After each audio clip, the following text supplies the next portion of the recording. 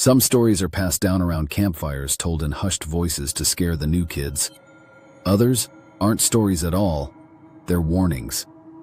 In the remote woods of forgotten camps, something waits, tall, still, shimmering like heat on asphalt. They call him the Hollow Man. These are 3 terrifying but true accounts from those who claim to have encountered him.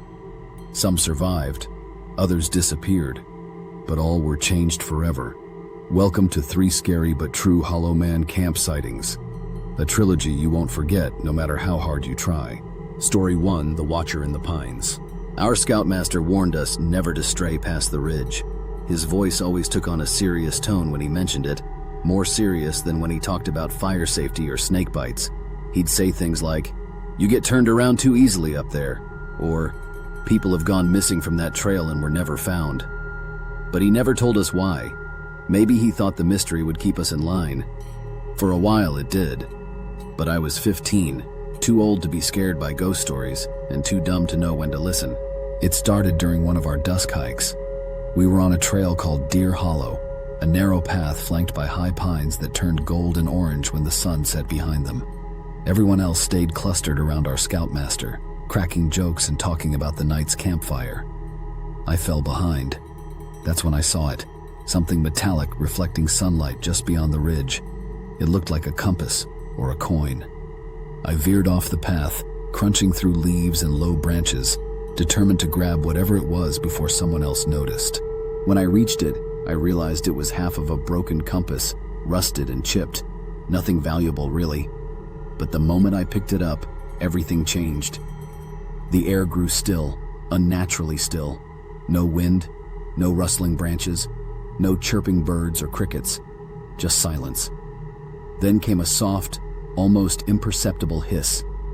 It reminded me of radio static or a cassette tape winding down. I turned slowly, my heart starting to pound in my ears. There, maybe 20 feet away, behind the narrow trunk of a pine, something was standing. It wasn't a person. Not really. Its outline was humanoid, tall, broad-shouldered, but the way it shimmered made it almost invisible. It was like trying to focus on heat waves rising off pavement, a blur that suggested shape without revealing detail. I froze. We stared at each other, if it had eyes. I couldn't tell. Then its head tilted ever so slightly like a curious dog. The hiss grew louder, wrapping around my skull. I didn't wait to see what it would do next. I ran, tripped, scrambled. Branches slapped my face and arms, but I didn't stop. When I finally stumbled back onto the trail, the group was gone. I was alone. I made it back to camp 15 minutes later, breathless and bleeding from a scratch across my cheek. The scoutmaster didn't believe me. "You saw a deer," he said, but I knew what I saw, and it wasn't any animal. That night, I kept the broken compass under my pillow.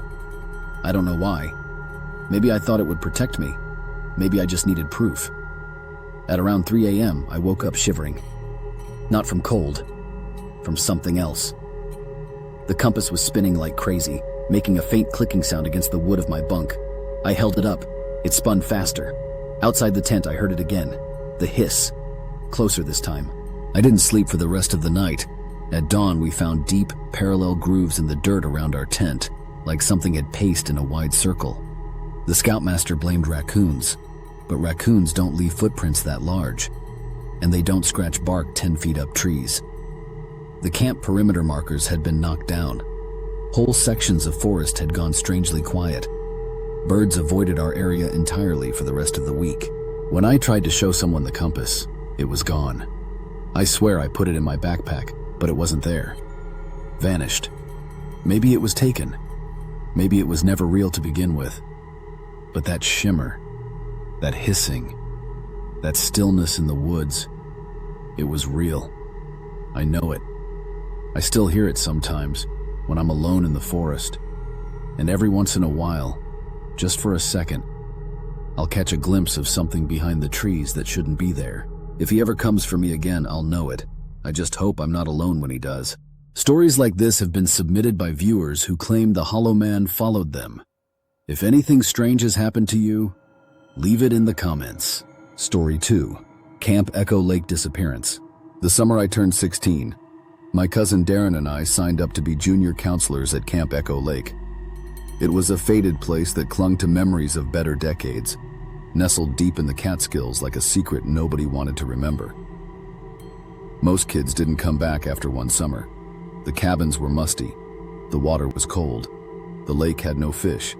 It had become a place to dump troubled kids or give burnout parents a break.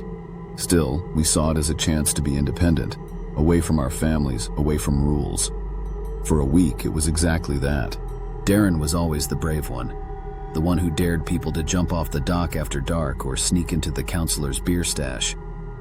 On our 5th night, he claimed he was going to sneak off behind Cabin 9 to meet Lauren, one of the senior counselors. He was grinning ear to ear, said she wanted to talk privately. I teased him, told him he was going to get eaten alive, by her or the woods. He flipped me off and disappeared into the trees just after curfew. By midnight, he still hadn't come back. At first, I assumed he got lucky and was still with her. But when I found Lauren the next morning at the mess hall and asked her about it, she looked confused. "I never made plans with Darren," she said, frowning. "I haven't even seen him since yesterday's canoe activity." That was the first time I felt the cold claw of dread. We alerted the head counselor, who downplayed it. "Probably wandered off to cool down or get some space," he said, clearly annoyed. But by nightfall, when the sun slipped behind the ever-thickening fog that clung to Echo Lake like a blanket, the search parties began. I was in one of them, scouring the woods with a flashlight and yelling his name until my throat burned. We found no tracks, no clothing, no sign of struggle, just silence. 2 days later, I found something strange behind the latrines, where the ground turned to soft mud. It was Darren's flashlight, one of those long metal ones we kept in our footlockers. It was half buried like it had been jammed into the earth. When I clicked it on, the light sputtered, then turned an eerie shade of pale blue. The beam shimmered like it was cutting through fog, though the air around me was clear. As I swung the light into the woods, the trees shifted, visually, not physically. Their shape distorted at the edges like I was seeing them through rippling water. And then, between 2 trunks, I saw him. Tall, unmoving, transparent, but just enough to make you think your eyes were tricking you. His head was elongated, tilted slightly. He shimmered like a mirage, and in his hand, if it could be called that, he held something, Darren's hoodie. I dropped the flashlight. When I scrambled back to grab it, it was gone. Not just the figure, but the flashlight itself. It had sunk into the ground, or vanished entirely. I ran back to camp, gasping and wild-eyed, trying to explain what I'd seen. They told me it was shock, that I was exhausted. The rangers brought in dogs. The dogs wouldn't cross into the woods. Their hackles raised, their whines almost human. One dog tried to jump back into the van and refused to come out again. After 4 days, the official search ended. The camp closed early. Parents were told Darren ran away, that he must have been depressed. I knew better. I had seen the thing that took him. I had felt it, how it warped the air, how it watched. And I wasn't alone. Another junior counselor, Tara, confided in me before we left. "I saw it once," she whispered, "behind the dock, standing on the lake, on it, like it didn't need to float." I tried to research what it was. Cryptids, wendigos, spirits, nothing fit. Until I found an obscure Reddit thread about the Hollow Man, a presence people spotted deep in the woods, always watching, always shimmering, always quiet. They said he didn't kill. Not exactly. He erased. Made people vanish like they had never existed. Left behind whispers and distortions. I remembered the flashlight's blue beam, how it twisted reality. And I realized then, he didn't just take Darren, he unmade him. Even now, years later, I'll wake up in the middle of the night hearing static. Sometimes I dream of Echo Lake, except it's dried up. In those dreams, I see the Hollow Man walking across the cracked mud, holding that same flashlight, its beam scanning the ground like he's looking for something. Maybe me, maybe he still is. If you're still watching, you're not alone. Most people turn this off by now. But you want to see what happens next. Maybe you should stick around, or subscribe before it gets worse. Story 3. The cabin that wasn't there yesterday. We'd been warned about the northern ridge. Not in the same way you warn kids about poison ivy or bears. This was different. It wasn't even in the orientation manual. It was a verbal, sideways kind of warning. The older counselors would lean in and lower their voices, saying things like, "If you ever go too far up the mountain and feel like something's off, just turn around." Or, "If you see a cabin that doesn't appear on the map, it's already too late." I thought they were screwing with us, until I saw it myself. It was late July, and we were running the annual Trailblazer hike, a 3-day trek through the most remote parts of the forest, sleeping in tents and living off what we packed. I was one of 2 senior counselors guiding 8 kids through Switchback Ridge. Our route was clear. We'd checked it on GPS and laminated topographical maps.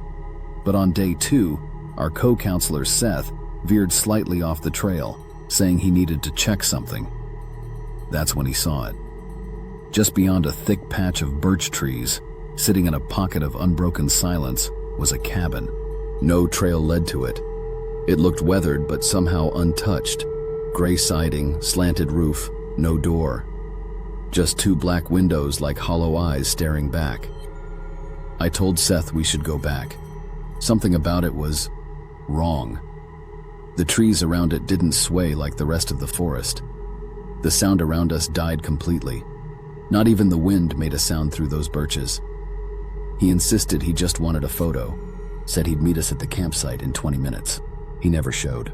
At first I assumed he took a longer route around, maybe twisted an ankle or got turned around. But when I retraced our path the next morning, the cabin was still there, only it had changed. There was a door now, and a 3rd window. It looked newer, fresher, like someone had repainted it overnight. I called out for Seth. Nothing. Just a low buzz in the air, like a faulty electric wire humming somewhere far away. I circled it once. Every time I passed one of the windows, I swore it blinked, like the frame itself shifted slightly when I wasn't looking. I finally worked up the courage to approach the door. I reached out, and the doorknob turned before I touched it. That was enough. I backed away slowly, and that's when I saw it. Inside one of the windows, pressed against the glass, was a hand. Seth's hand. I knew it was his because of the stupid hemp bracelet he wore, the one he never took off. His palm was flat, skin pale, as if he'd been standing there for hours.